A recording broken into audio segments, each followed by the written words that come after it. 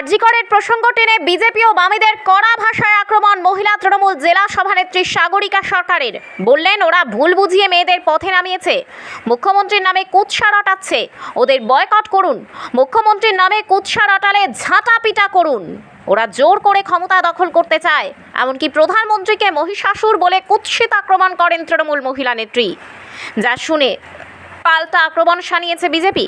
হরিশ্চন্দ্রপুর 2 নম্বর ব্লকের সংগঠন সমিতি হলে মুখোমুখি মহিলারা এই সভায় বক্তব্য রাখেন তৃণমূল নেত্রী। জানিয়ে শুরু হয়েছে রাজনৈতিক তরজা। কাল তালাঠাঙা ওসি গেছে, এরপরে কালীঘাটের পিসি যাবে।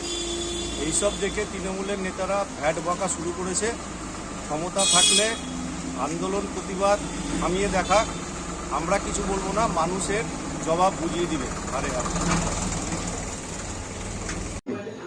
শুনুন, তৃণমূলে যারা নেতা নেত্রী আছে তারা তো শিষ্টাচার, শালীনতা, মানে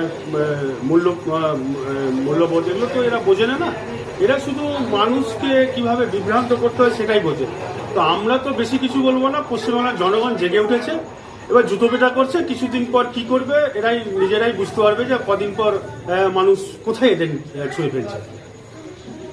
আপনার নাম পরিচয়? আমার নাম আব্দুল সোহান, মহেন্দ্রপুর অঞ্চল কংগ্রেস প্রেসিডেন্ট। আমাদের ভাবতে অবাক লাগছে যে তৃণমূল মানে হচ্ছে দোকান কাটা নির্লজ্জ একটা দল, যে দলের কোনো নিয়ম শৃঙ্খলার নীতি আদর্শ কিছু নেই।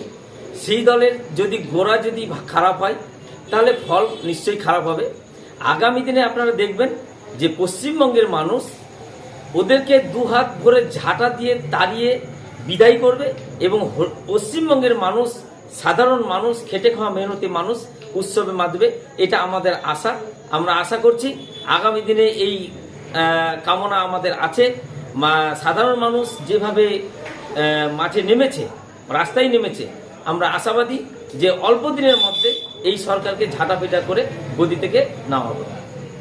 আপনার নাম পরিচয়? আমার নাম হচ্ছে সুব্রত দাস। আমি হরিশ্চন্দ্রপুর সিপিএম পার্টির মধ্য লোকাল কমিটির সম্পাদক।